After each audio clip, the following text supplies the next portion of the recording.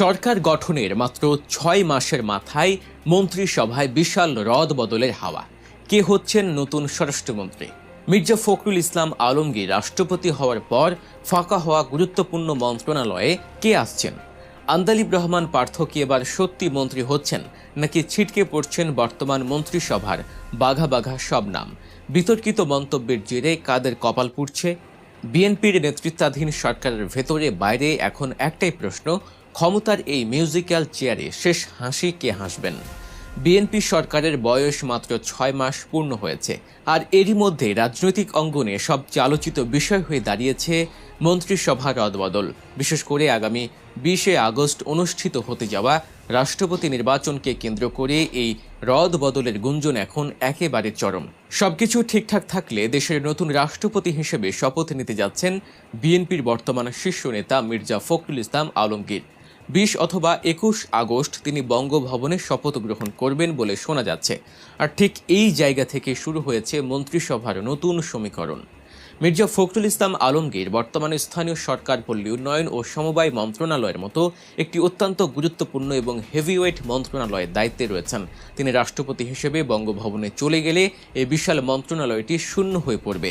আর এই শূন্যস্থান পূরণ ঘিরেই শুরু হয়েছে মন্ত্রিসভায় ব্যাপক রদ বদলের নীলনকশা। শুধু একটি মন্ত্রণালয় নয়, চেইন রিয়াকশনের মতো এর প্রভাব পড়তে যাচ্ছে পুরো মন্ত্রিসভায়। সবচেয়ে বেশি আলোচনা চলছে স্বরাষ্ট্র মন্ত্রণালয় নিয়ে। রাজনৈতিক মহলে জোর গুঞ্জন, এমনকি খবরও বেরিয়েছে বর্তমান স্বরাষ্ট্রমন্ত্রী সালাউদ্দিন আহমেদকে সরিয়ে স্থানীয় সরকার ও পল্লী উন্নয়ন ও সমবায় মন্ত্রণালয়ের মতো বড় দায়িত্ব দেয়া হয়েছে। এখন প্রশ্ন হলো, সালাউদ্দিন আহমেদ যদি স্থানীয় সরকার মন্ত্রণালয়ে চলে যান, তাহলে স্বরাষ্ট্র মন্ত্রণালয়ের মতো আরও স্পর্শকাতর এবং রাষ্ট্রের অন্যতম প্রধান এই দফতরের দায়িত্ব কে পাবেন? এই প্রশ্নের উত্তরে বেশ কয়েকটি নাম বাতাসে ভাসছিল। এর মধ্যে সবচেয়ে চমকপ্রদ গুঞ্জনটি হলো বর্তমান প্রাণী সম্পদ মন্ত্রী শহীদ উদ্দিন চৌধুরী অ্যানিকে নিয়ে।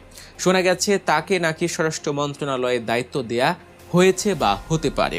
যদিও শহীদ উদ্দিন চৌধুরী অ্যানি নিজে গণমাধ্যমের কাছে এই রদবদলের খবরকে নিছক গুঞ্জন বলে উড়িয়ে দিয়েছে এবং বিষয়টি নিয়ে তিনি বেশ বিব্রত বোধ করছেন বলেও জানিয়েছেন। কিন্তু এই বিষয়টি মোটেও ছোট করে দেখার নয়। ইতিমধ্যেই বেশ রদবদল হয়েছে, বিভিন্ন বড় গণমাধ্যমে এই খবরও বেরিয়েছে। পরবর্তীতে এটি নিয়ে বেশ বিতর্ক উঠেছে। তবে ২১ বা ২২ আগস্টের পর এ বিষয়ে চূড়ান্ত সিদ্ধান্ত আসবে।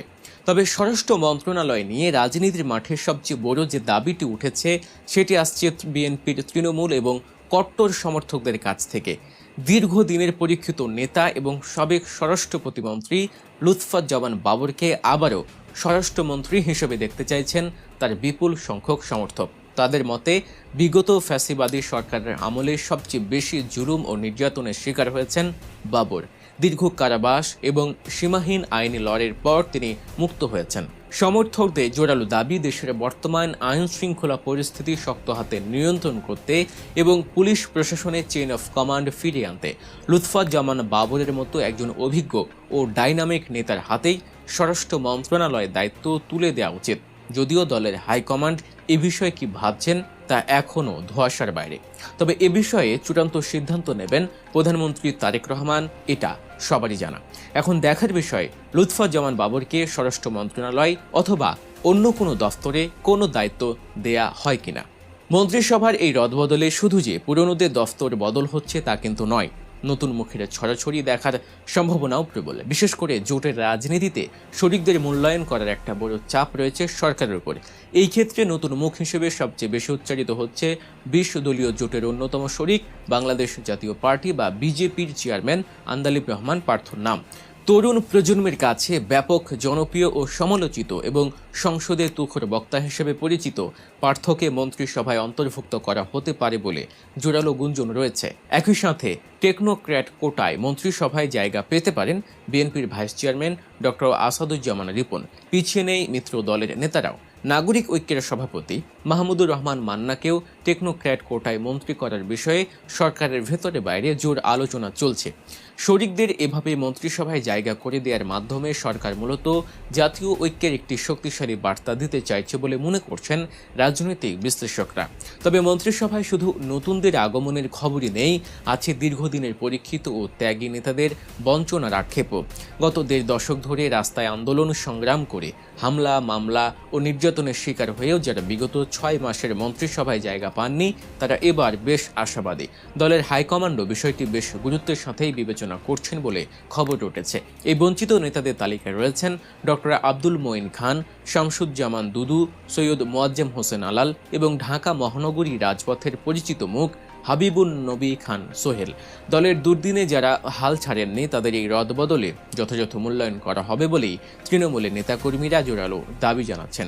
সবচেয়ে চাঞ্চল্যকর বিষয় হলো, নতুনদের আসার জন্য জায়গা তো ফাঁকা করতে হবে, আর এই জায়গা ফাঁকা করতে গিয়ে বর্তমান মন্ত্রিসভার বেশ কয়েকজন মন্ত্রীর ওপর খাড়া নেমে আসতে পারে। গত ৬ মাসে যেসব মন্ত্রী বা প্রতিমন্ত্রী তাদের কাজের মাধ্যমে জনগণের প্রত্যাশা পূরণে ব্যর্থ হয়েছেন, তাদের কপাল পুড়তে যাচ্ছে, এটা এক প্রকার নিশ্চিত। বিশেষ করে ঢাকা এবং উত্তরাঞ্চলের দুজন প্রতিমন্ত্রীর নাম এই মুহূর্তে সবচেয়ে বেশি রেড জোনে রয়েছে। সামাজিক যোগাযোগ মাধ্যমে এই দুই মন্ত্রীকে নিয়ে গত কয়েক মাস ধরেই ব্যাপক নেতিবাচক আলোচনা ও সমালোচনা চলছে। তাদের বিতর্কিত সব মন্তব্য, ব্যক্তিগত কর্মকাণ্ড এবং মন্ত্রণালয়ের কাজে চরম অদক্ষতা সরকারকে বেশ বিব্রতকর অবস্থায় ফেলেছে। সাধারণ মানুষের পাশাপাশি দলের ভেতরেও তাদের নিয়ে ক্ষোভের সৃষ্টি হয়েছে। তাই রদবদলের এই প্রক্রিয়ায় তাদের মন্ত্রিত্ব বাতিল হলে অবাক হওয়ার কিছু থাকবে না। সব মিলিয়ে মন্ত্রিসভার এই রদবদল কোনো সাধারণ ঘটনা নয়, এটি সরকারের আগামী দিনের চলার পথের একটি স্পষ্ট দিক নির্দেশনা হতে যাচ্ছে। কারা টিকছেন, কারা বাদ পড়ছেন আর নতুন কারা যুক্ত হচ্ছেন, এই পুরো প্রক্রিয়ার মাধ্যমে সরকার প্রমাণ করতে চাইছে যে কাজে ব্যর্থ হলে কাউকে ছাড় দেওয়া হবে না। তবে রাজনৈতিক অঙ্গনে যতই আলোচনা আর গুঞ্জন থাকুক না কেন, একটি বিষয় একেবারেই পরিষ্কার, আর তা হলো এই রদবদলের চূড়ান্ত সিদ্ধান্তটি আসবে সরাসরি বিএনপির চেয়ারম্যান ও প্রধানমন্ত্রী তারেক রহমানের কাছ থেকে। গত বৃহস্পতিবার তারেক রহমানের সভাপতিত্বে অনুষ্ঠিত বিএনপির স্থায়ী কমিটির বৈঠকেই মূলত এই রদবদলের রূপরেখা নিয়ে বিশদ আলোচনা হয়েছে। তিনি অত্যন্ত নিবিড়ভাবে বর্তমান মন্ত্রীদের কাজের পারফরমেন্স মনিটরিং করছেন। কে কেমন কাজ করছেন, কার বিরুদ্ধে কি অভিযোগ, সবকিছুই তার নখদর্পণে। দলের একটি বিশ্বস্ত সূত্র বলছে, প্রভাবশালী নেতাদের তদবির বা কোনো ধরনের চাপ এবার কাজে আসবে না। তারেক রহমান কঠোর অবস্থানে রয়েছেন। তিনি সরকার পরিচালনায় কোনো ধরনের আপোষ করতে রাজি নন। এখন শুধু অপেক্ষার পালা। আগামী কয়েকদিনের মধ্যেই পরিষ্কার হয়ে যাবে ক্ষমতার এই দাবা খেলায় কে কোন চাল দিলেন। মির্জা ফখরুল ইসলাম আলমগীরের বঙ্গভবনে যাওয়ার পর যে শূন্যস্থান তৈরি হবে তা পূরণ করতে গিয়ে সরকার কি চমক দেখাবে। নতুন স্বরাষ্ট্রমন্ত্রী হিসেবে কি সালাউদ্দিন আহমেদ অ্যানি, নাকি সমর্থকদের প্রবল দাবির মুখে লুৎফুজ্জামান বাবরই দায়িত্ব পাবেন? আন্দালিব রহমান পার্থ বা মান্নারা কি সত্যি মন্ত্রিসভায় ঢুকছেন? আর ব্যর্থতার দায়ে কারা নিচ্ছেন বিদায়? এসব প্রশ্নের উত্তর মিলবে আর মাত্র কয়েকটা দিন পরে। দর্শক, বাংলাদেশের রাজনীতির এই প্রতি মুহূর্তের আপডেট, চুলচেরা বিশ্লেষণ ও পর্দার আড়ালের সব অজানা তথ্য সবার আগে পেতে সাবস্ক্রাইব করে রাখুন